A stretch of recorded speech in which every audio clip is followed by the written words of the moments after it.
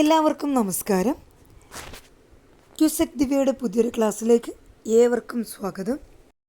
ഇന്നത്തെ ക്ലാസ്സിൽ നമ്മൾ പഠിക്കാൻ പോകുന്നത് സ്വച്ഛതാ ഹി സേവ 2025 പ്രധാന ചോദ്യങ്ങളും ഉത്തരങ്ങളും.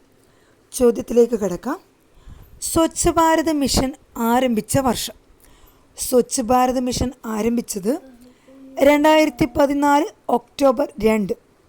ഗാന്ധിജിയുടെ 145 ജന്മവാർഷികത്തിലാണ് സ്വച്ഛ് ഭാരത് മിഷൻ ആരംഭിച്ചത്. 2014 ഒക്ടോബർ 2. സ്വച്ഛ് ഭാരത് മിഷൻ്റെ കീഴിലുള്ള ക്യാമ്പയിനാണ് പ്ലാസ്റ്റിക് സേ രക്ഷ, സ്വച്ഛതാ പഖ്യാത, സ്വച്ഛതാ ശ്രമദാൻ, സ്വച്ഛതാ ഹി സേവ. മാലിന്യമുക്ത കേരളം പദ്ധതിയുടെ ചിഹ്നമാണ് ചൂലേന്തിയ കാക്ക. കേരളത്തിലെ ആദ്യ പ്ലാസ്റ്റിക് നിരോധിത ജില്ലയാണ് കോഴിക്കോട്. ഭാരത സർക്കാരിൻ്റെ ഏതു ശുചീകരണ പദ്ധതിയാണ് സ്വച്ഛ് ഭാരത് അഭിയാനാക്കി മാറ്റിയത്? ഭാരത സർക്കാരിൻ്റെ നിർമ്മൽ ഭാരത് മിഷൻ പദ്ധതിയാണ് പിന്നീട് സ്വച്ഛ് ഭാരത് അഭിയാനാക്കി മാറ്റിയത്.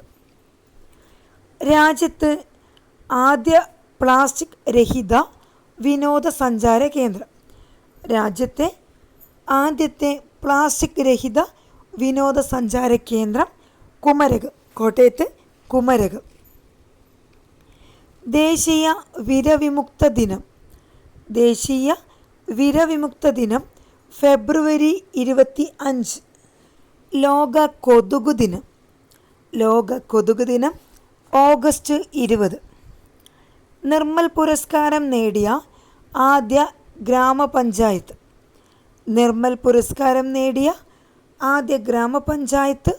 പിലിക്കോട്.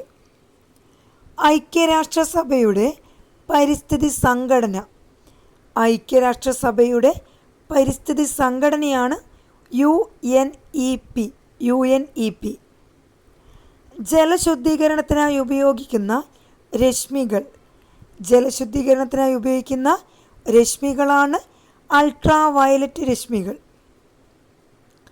വിസർജ്യത്തിൽ കാണുന്ന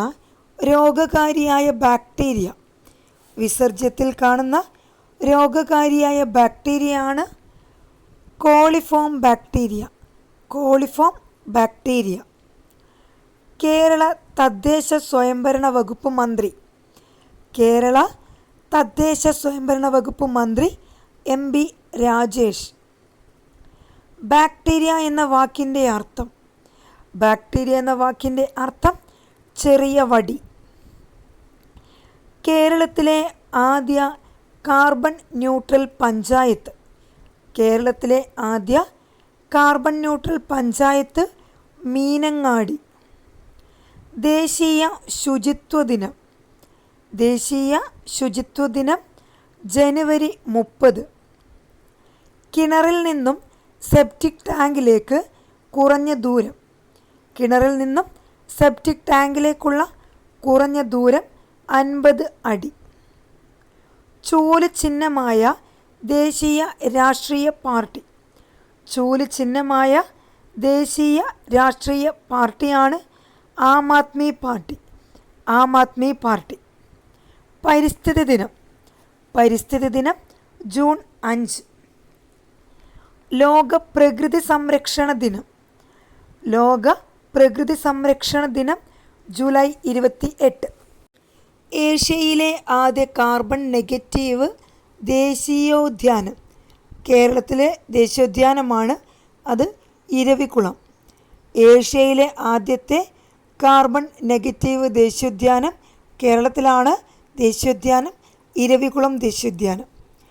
കേരളത്തിലെ ആദ്യത്തെ ഭിന്നശേഷി സൗഹൃദ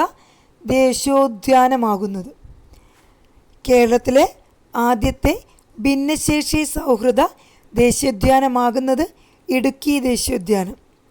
മണ്ണിനെക്കുറിച്ചുള്ള പഠനം അറിയപ്പെടുന്നത് പെഡോളജി. ഇനിയും ഒരുപാട് ക്വസ്റ്റ്യൻസ് ഉണ്ട്. കൂട്ടുകാർക്ക് വീഡിയോ ഉപകാരപ്രദമായിട്ടുണ്ടെങ്കിൽ ചാനലൊന്ന് സബ്സ്ക്രൈബ് ചെയ്യാനും കൂടുതൽ വീഡിയോ ആവശ്യമാണെങ്കിൽ കമൻറ്റ് ബോക്സിൽ അറിയിക്കുക. അടുത്ത ക്ലാസ്സിൽ വീണ്ടും കാണുന്നത് വരെ ബൈ.